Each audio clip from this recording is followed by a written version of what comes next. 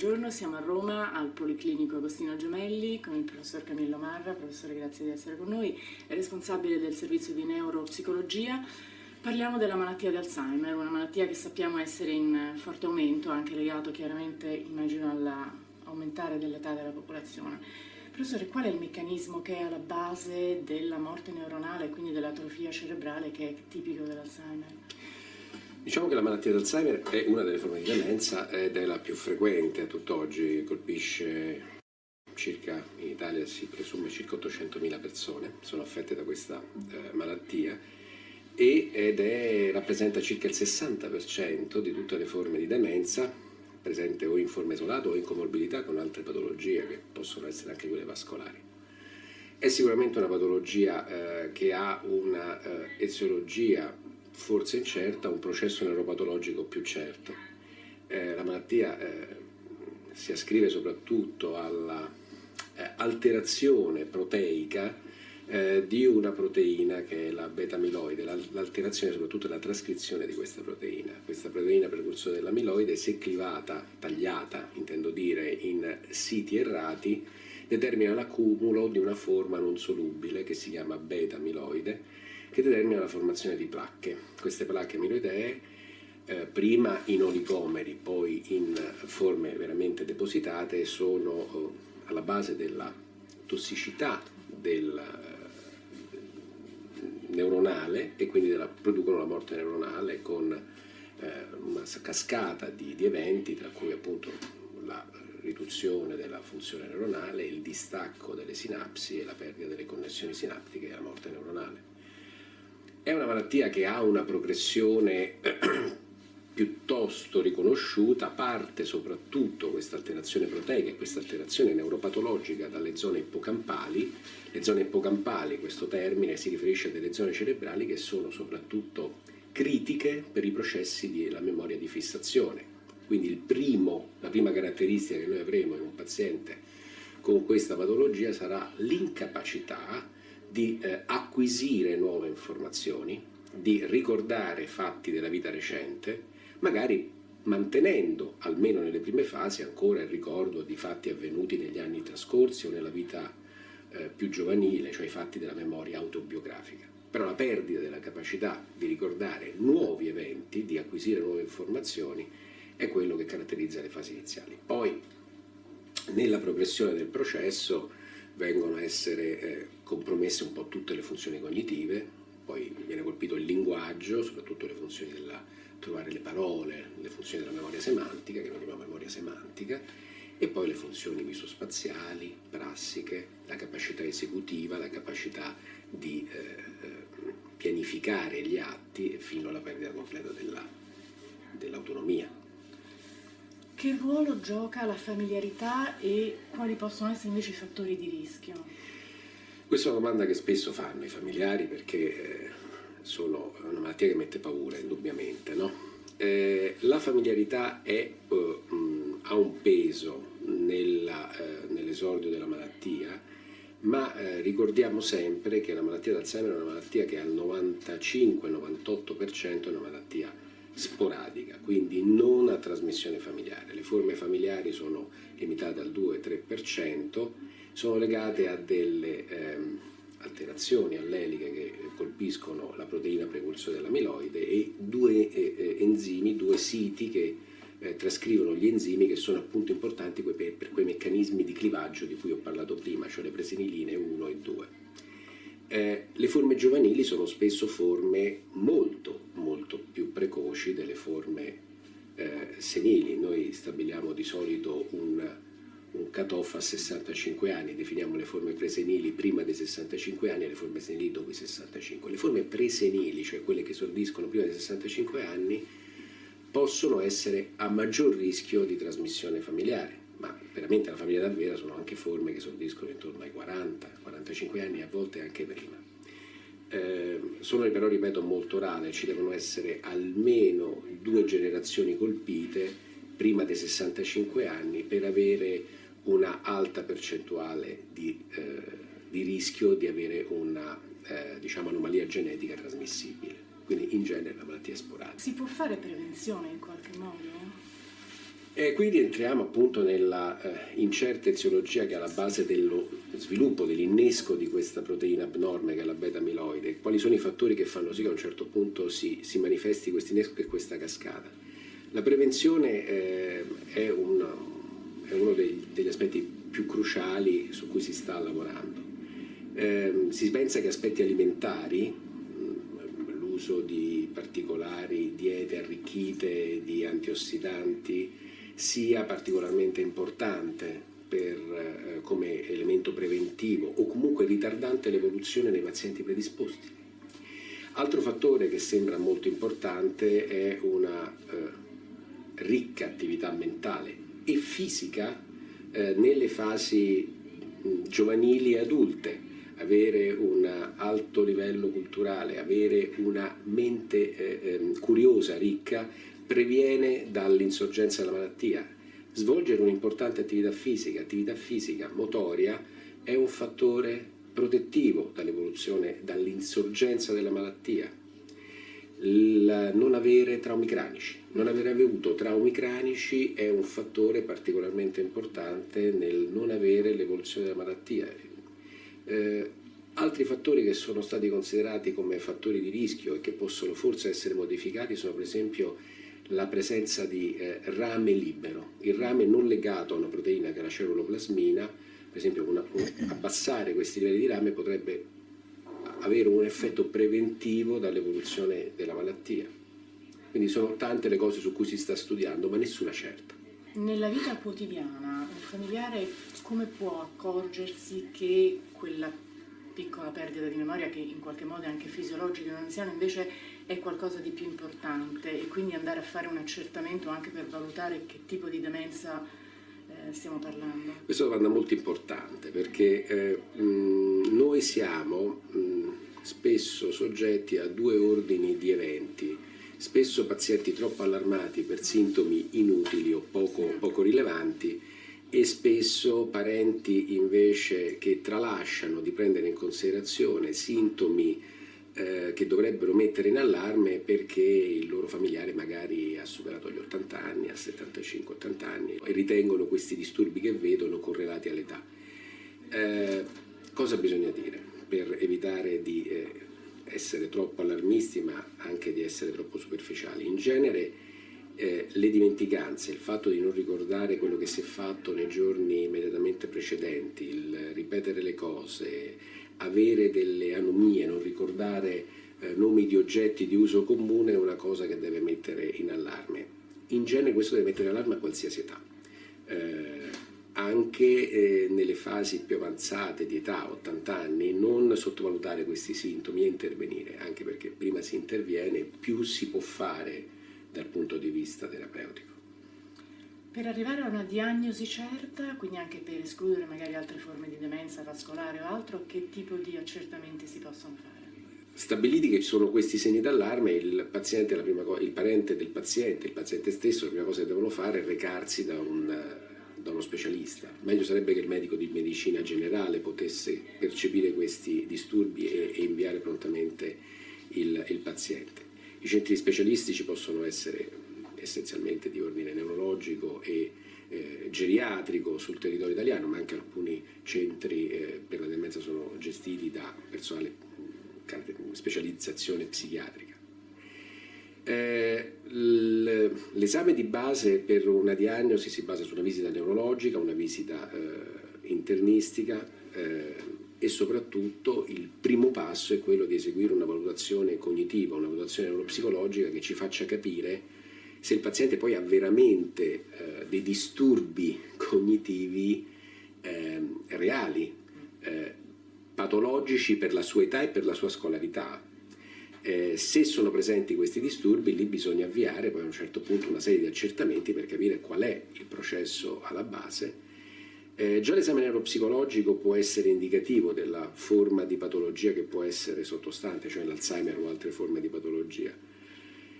Esistono poi una serie di altri esami che devono essere fatti, che richiedono una serie di strumenti.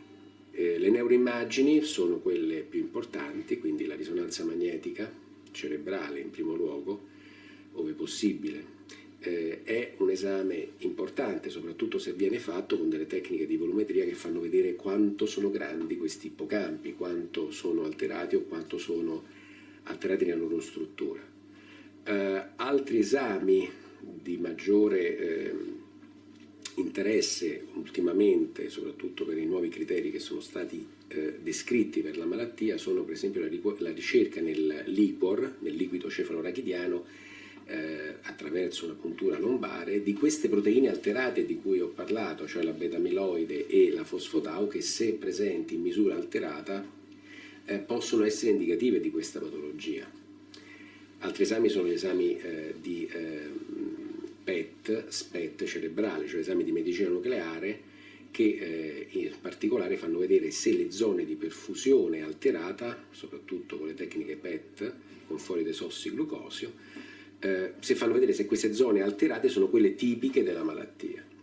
Ultimamente stanno uscendo anche dei radioligandi che con le tecniche PET si possono utilizzare per individuare se all'interno del cervello di un paziente sono presenti depositi di amiloide.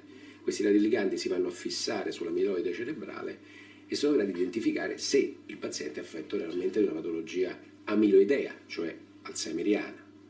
Arrivati ad una diagnosi certa, che tipo di terapie possono essere messe in atto quantomeno per rallentare il processo? Diciamo che i margini terapeutici sui pazienti sono ancora ridotti, ma qualcosa abbiamo. Da 10 anni sono disponibili, da oltre 10 anni sono disponibili sul mercato dei farmaci che sono gli inibitori delle colinesterasi. Gli inibitori delle colinesterasi sono dei farmaci che agiscono ad aumentare il livello cerebrale di acetilcolina. L'acetilcolina è un neurotrasmettitore che è particolarmente coinvolto nei sistemi di memoria, quindi migliorare le funzioni amnesiche. Una sua funzione protettiva dall'evoluzione è probabilmente meno certa. Accanto a questi esistono altri farmaci che sono farmaci che modulano altri recettori del GABA e sono per esempio la memantina, che agiscono riducendo la neurotossicità dell'eccesso di GABA. Prospettive invece ci sono molte in questo momento, soprattutto con dei farmaci che dovrebbero andare a colpire i meccanismi di formazione patologica della beta-amiloide, quindi farmaci che riducono la formazione di beta-amiloide o eliminano la beta-amiloide accumulata. Sono tutti quanti in questo momento oggetto di sperimentazione, sul mercato attualmente non sono presenti, potrebbero essere presenti nel corso del 2014. Il 21 settembre si celebra ormai da tanti anni la giornata mondiale per l'Alzheimer, stava appunto accennando a qualche sperimentazione farmacologica.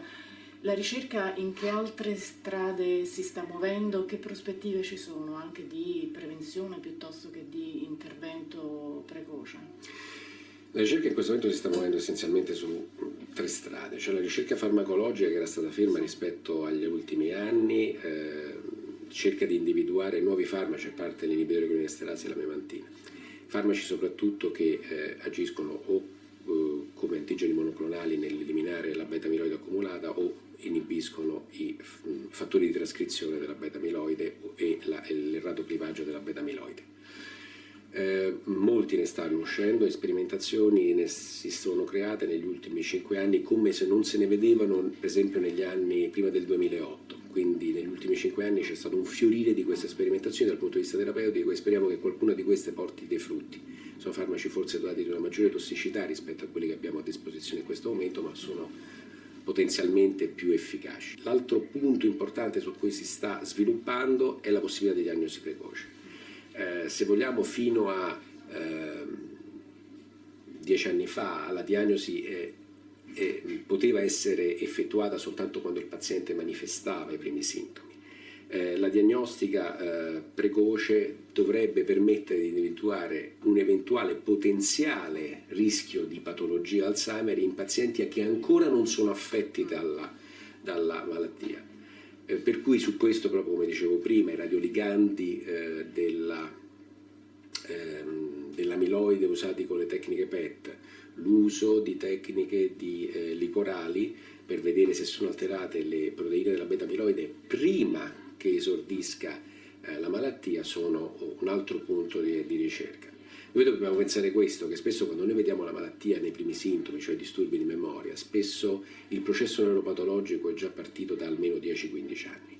E quindi se vogliamo veramente effettuare un intervento eziologico dovremmo porre un intervento in questa fase e non nelle fasi più avanzate.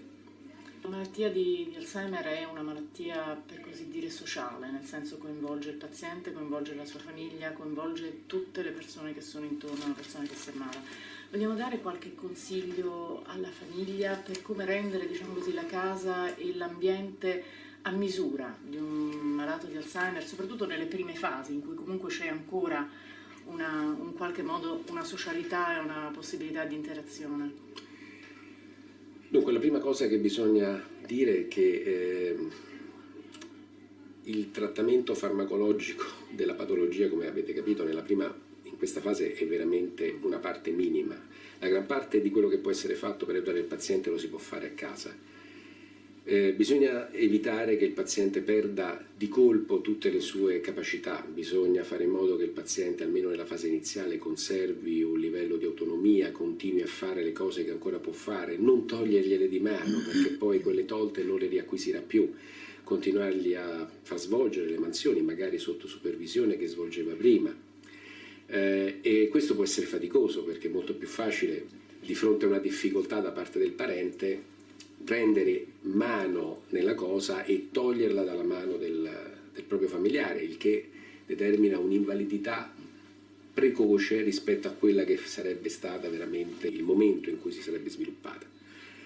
L'altra cosa importante nelle fasi moderate e più avanzate della malattia è di conservare sempre in casa una serenità e una serie di attività che siano molto automatiche, molto procedurali, evitare di fare cambiamenti, mantenere un'organizzazione della giornata di vita che sia il più possibile scandita da eventi ripetitivi. Si fa colazione a quell'ora, si fanno essenzialmente alcuni atti a una certa ora della mattina, poi si effettuano certe cose il pomeriggio, cioè evitare cambiamenti che il paziente, per i disturbi amnesici che ha, non è in grado di incamerare, non è in grado di far suoi. Qualsiasi cambiamento di questo tipo, qualsiasi cambiamento di procedura determina confusione e il paziente diventa più confuso di quello che potrebbe essere. Quindi se le procedure della giornata sono scandite in modo sempre piuttosto ripetitivo, il paziente può conservare delle autonomie.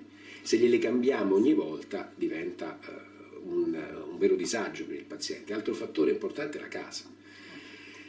Purtroppo spesso e volentieri uno è costretto a cambiare casa, a fare dei traslochi. Questi sono degli eventi traumatici per un paziente con queste patologie che non è in grado di adattarsi a una casa nuova. Quindi, ovviamente, tranne in casi di estrema necessità, evitare di fare qualsiasi modifica della casa, dell'arredamento, anche della disposizione dei quadri. Esistono situazioni in cui spostando un mobile il paziente poi non è più in grado di trovare il bagno e quindi lascio immaginare cosa può succedere se uno fa un cambiamento del mobilio di casa, uno pensa di rendere la cosa più funzionale e invece abbiamo disorientato il nostro parente. All'esordio una diagnosi di Alzheimer è sicuramente terrorizzante. Un paziente probabilmente va anche incontro a una qualche forma di depressione. Come riuscite a modulare questo tipo di informazioni? La patologia Alzheimer è una patologia drammatica che colpisce dal punto di vista emotivo non solo il paziente ma anche il parente e tutta la famiglia.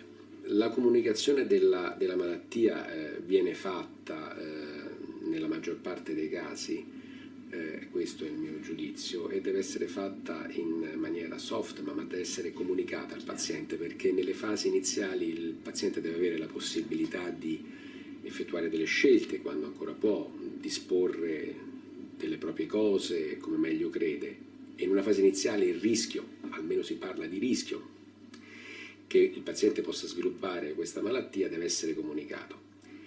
Questo di solito ingenera ansia e depressione e anche per questo bisogna intervenire con specifiche terapie di supporto sul paziente, psicologiche e farmacologiche. Non da meno va trattata la patologia del familiare. Il familiare pure è colpito dalla malattia, come e quanto il proprio caro.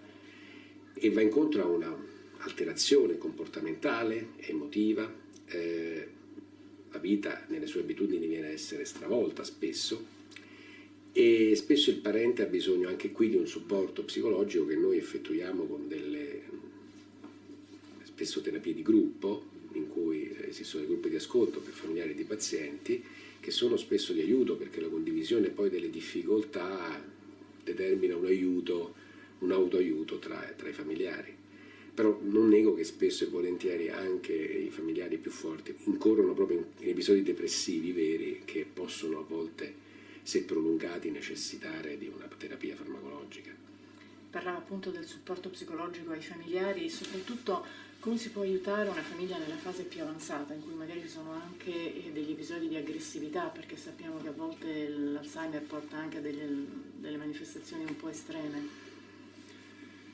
Il trattare la patologia, l'Alzheimer nelle fasi più avanzate è particolarmente faticoso in casa e purtroppo sul territorio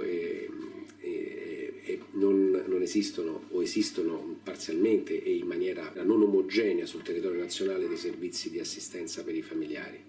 Dicevo prima, i meccanismi di aiuto psicologico ai parenti con terapie di gruppo si è visto che sono di aiuto anche nel ridurre poi la psicopatologia dello stesso paziente, la capacità che il parente acquisisce all'interno di queste terapie di gestire la propria emotività fa sì che poi in casa la relazione col parente diventi meno conflittuale, impari a gestire certi aspetti emotivi e questo a ricaduta determina meno ansia nel paziente Alzheimer grave, con a volte anche meno bisogno di farmaci sedativi, neurolettici che vengono dati spesso ai pazienti per tenerli calmi nelle fasi più avanzate. Stavamo dicendo all'inizio della nostra conversazione che l'età media si sta alzando e quindi la popolazione sta invecchiando. Qualche consiglio per, quantomeno indipendentemente appunto dalla predisposizione poi a una demenza importante, qualche consiglio per gli anziani per invecchiare mantenendo un'attività mentale e fisica, come diceva giustamente lei, che possa aiutare a invecchiare bene? Un appunto a questa cosa, gli ultimi studi ci dicono che forse la popolazione è vero che sta aumentando, ma la famosa epidemia Alzheimer sembra non scoppiare ancora, cioè nelle fasi più avanzate, aumentando le fasce di popolazione, non c'è quell'incremento logaritmico che si pensava. Quindi sì, la malattia è età correlata, con l'aumentare dell'età il rischio aumenta, sopra gli 85 anni una persona su 3 può essere affetta da demenza, però oltre per esempio la frequenza tende a diminuire, per cui questa situazione non è, cioè è sempre drammatica, ma non così irreparabile o drammaticissima come si poteva pensare. Cosa fare? Continuare a fare quello che dicevo prima, esattamente combattere l'evoluzione e l'insorgenza della malattia combattendo quelli che erano i fattori di rischio, quindi evitare l'immobilità, evitare la perdita dei contatti sociali, a mantenere una buona attività mentale, mantenersi curiosi dal punto di vista intellettivo, leggere, informarsi del mondo, informarsi della propria famiglia, informarsi degli amici.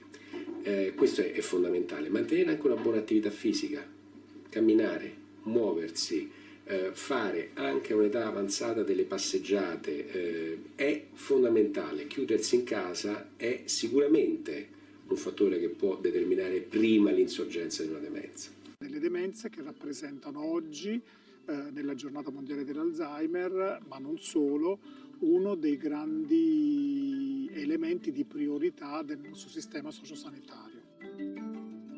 Io mi chiamo Andrea Fabbo, sono un medico geriatra, da molti anni lavoro nel campo delle demenze e attualmente sono il consulente scientifico del gruppo Mantova Salus, dove stiamo sviluppando un percorso di assistenza alle persone con Alzheimer e altre forme di demenza. Le persone con Alzheimer sono in aumento e questo è legato a un dato molto semplice che è l'invecchiamento della popolazione, perché la demenza più frequente è la malattia di Alzheimer, che aumenta dopo i 65 anni di età, anche se esiste una forma che per fortuna molto rara, che è quella, la cosiddetta demenza giovanile, che si verifica prima dei 65 anni di età. Grazie alle moderne tecniche di diagnosi stanno aumentando anche questi casi, perché sta aumentando l'accuratezza diagnostica. In Italia parliamo attualmente di circa 1.400.000 casi di demenza. Accanto a questi si associano circa 1 milione di MCI. L'MCI è una fase che precede la demenza, quindi deve essere intercettata e valutata, perché sono casi che possono evolvere in demenza, a cui si associano circa 3 milioni di caregiver intese come persone interessate dall'assistenza, che sono familiari, sono badanti o sono molte volte operatori dei servizi. È una delle grandi priorità, questo lo ha ribadito l'Organizzazione Mondiale della Sanità fin dal 2012. Grazie a questa indicazione l'Italia ha sviluppato ormai 10 anni fa il Piano Nazionale Demenze, che prevede che ogni regione debba avere un'organizzazione di servizi sanitari e assistenziali per le persone con demenze. Molto è stato fatto in questi anni, ma molto è ancora da fare, e tutto questo si sta implementando grazie all'approvazione da parte del governo del nuovo fondo Alzheimer. Abbiamo avuto un primo finanziamento che va dal 2021-2023, che ha permesso di sviluppare anche in quelle regioni che non avevano il piano una rete di assistenza per le demenze. Adesso abbiamo il nuovo piano 2024-2026 che è in corso di approvazione da parte delle conferenze Stato-Regioni, che è stato triplicato dal punto di vista dei finanziamenti. Questo permetterà di migliorare la rete dei centri, i centri disturbi cognitivi e demenza che si occupano della diagnosi, e permetterà di fare qualcosa di più sul tema dell'assistenza. Per quanto riguarda le terapie, non abbiamo farmaci, però la ricerca è andata molto avanti in questi anni. Negli anni precedenti la ricerca si è concentrata sulla ricerca dei farmaci antiamiloide, una proteina tossica che si accumula nel cervello e che può essere una delle cause di Alzheimer, che però oggi sappiamo non è la sola causa. Ci sono altre cause per cui anche i farmaci antiamiloidi che sono in sperimentazione con gli anticorpi monoclonali possono far qualcosa, soprattutto nella fase molto molto precoce. La FDA americana ha approvato già 2 farmaci, sono anticorpi antiamiloidi, anche in altri paesi del mondo. Adesso recentemente è stato approvato un altro farmaco nel Regno Unito, ma la Comunità Europea, l'EMA, quindi l'Agenzia dei Farmaci Europei, non ha ancora dato l'approvazione a questi farmaci, perché il rapporto costo-beneficio è ancora sfavorevole, nel senso i farmaci possono rallentare ma non eliminano il problema in una percentuale di casi molto bassa, che sono un 10-15% dei casi, a cui però si può aggiungere il fatto che questo tipo di trattamenti sono molto impegnativi e creano anche degli effetti collaterali importanti, per cui le somministrazioni di queste terapie devono avvenire in ambienti, diciamo, ospedalieri, con un sistema abbastanza strutturato, e in Italia posso dire molto tranquillamente che non siamo ancora pronti su questo. La maggior parte delle armi sono sui trattamenti non farmacologici, chiamati anche trattamenti psicosociali, cioè sulla riabilitazione, perché oggi la ricerca ha dimostrato che approccio strutturato in un certo modo, come per esempio l'approccio centrato alla persona, quello che si utilizza per esempio all'interno dei nuclei Alzheimer del gruppo Mantova-Salus, permette di rallentare l'evoluzione della malattia e gestire meglio le complicanze. Quindi vuol dire trattamenti di stimolazione cognitiva, di orientamento alla realtà, trattamenti di reminiscenza, trattamenti che aiutano a gestire i disturbi del comportamento legato alla demenza, che sono quelli che ci mettono in crisi. Oggi sappiamo che il disturbo del comportamento può essere gestito senza farmaci se noi riusciamo a individuare le cause con un approccio strutturato di un certo tipo, perché molte volte il disturbo del comportamento non è legato alla malattia in sé, ma è legato a un bisogno che non sempre viene intercettato, e quindi questo approccio permette di gestire meglio questo tipo di complicazioni. Quindi ridurre l'uso di psicofarmaci e ridurre complicanze importanti come per esempio la contenzione, che in molti setting assistenziali si utilizza. L'altra grande novità, e su cui occorrerà investire, è il tema della prevenzione. Oggi la ricerca ha dimostrato, e l'ultimo rapporto di Lancet Commission pubblicato in agosto del 2024 ha detto che il 40% dei casi di demenza si possono prevenire lavorando sui fattori di rischio, che sono 14: il colesterolo alto, l'ipertensione, la depressione, il trauma cranico, l'isolamento sociale, la sordità, i deficit visivi. Sono tutti fattori che possono essere controllati fin dalle fasi più precoci della vita, quindi ci richiama al concetto che la demenza può essere ridotta lavorando sugli stili di vita, quindi mangiando bene, controllando i fattori di rischio vascolare che sono associati e combattendo l'isolamento sociale. Per esempio il Covid ha fatto aumentare i casi di demenza perché l'isolamento ha fatto aumentare questa condizione. E quindi se si lavora molto sulla prevenzione si riesce a ridurre. La demenza può insorgere anche in persone che hanno meno di 65 anni, ma molti sintomi iniziano molto tempo prima che la malattia si manifesti e in genere questi sintomi vengono sottovalutati. Sono dimenticanze, difficoltà a ricordare i nomi, perdersi in luoghi anche noti. Se questi sintomi iniziano a comparire in una persona che è già anziana, vengono confusi con l'invecchiamento. Dice fa così perché è l'età. In realtà non è così perché se noi prendiamo per esempio 10 pazienti, 10 persone di 80 anni, 2 hanno la demenza ma 8 non ce l'hanno. Quindi non è vera questa cosa qua. Quindi quando iniziano questi sintomi è sempre molto ben importante iniziare a parlarne col proprio medico di medicina generale che invierà la persona al centro disturbi cognitivi. Anche perché noi sappiamo che se la demenza viene presa, diagnosticata in una fase iniziale, possiamo fare una serie di interventi, tra cui quelli riabilitativi che ho citato, che aiutano a rallentare la malattia. Nella persona più giovane la demenza si manifesta in maniera più grave, può esordire come un disturbo di memoria, ma ci possono essere molte volte anche problemi comportamentali, per cui la demenza viene confusa con una malattia psichiatrica. Un esempio, specialmente nei pazienti più giovani, si manifesta non sempre l'Alzheimer, ma alcune forme di demenza chiamate demenza frontotemporale, in cui non c'è il disturbo di memoria, ma ci sono alterazioni del comportamento, o c'è apatia, o la persona presenta una perdita di motivazione, di interessi, non riesce più a fare le cose come le faceva un tempo. E questo deve essere valutato in un centro specializzato perché permette di evidenziare una diagnosi di demenza e quindi iniziare a fare le cose, i percorsi corretti. Devo dire che c'è stata veramente un'evoluzione, perché noi quando siamo partiti 5 anni fa con quelle residenze Green Park a Mantova pensavamo ad un solo nucleo Alzheimer, con il giardino Alzheimer, eccetera, e avevamo dimensionato la struttura in questo modo. Poi abbiamo visto che il primo nucleo di 20 ospiti in tempi rapidissimi è stato saturato e le domande continuavano e oggi a 5 anni siamo arrivati a 3 nuclei, quindi 60 ospiti che occupano appunto i reparti Alzheimer. Devo dire che le richieste continuano, ma ritengo anche che siano in funzione della tipologia di servizio che viene dato. Tipologia di servizio nel senso che con dei professionisti veramente in gamba, veramente preparati, eccetera, abbiamo visto che l'Alzheimer non è più come veniva inteso un tempo, diciamo un ricovero permanente, continuo, eccetera. Può essere anche una parte di riabilitazione, un parziale recupero di queste persone. Infatti abbiamo visto che diverse di queste sono state con noi, sono state alcuni mesi, ma poi hanno potuto ritornare a casa, diciamo, presso le loro famiglie, e anche questo credo che sia una cosa veramente importante.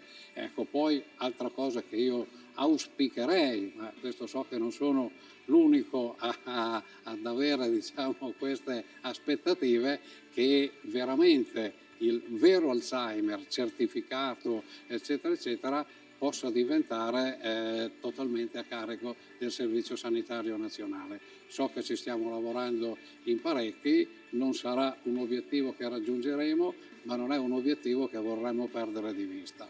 se devo dire che il numero di posti letto a contratto in provincia autorizzati non è certamente adeguato, e noi questo lo vediamo costantemente. Quindi anche nella revisione del nostro assetto di ATS, eccetera, auspico che i posti Alzheimer possano essere certamente aumentati.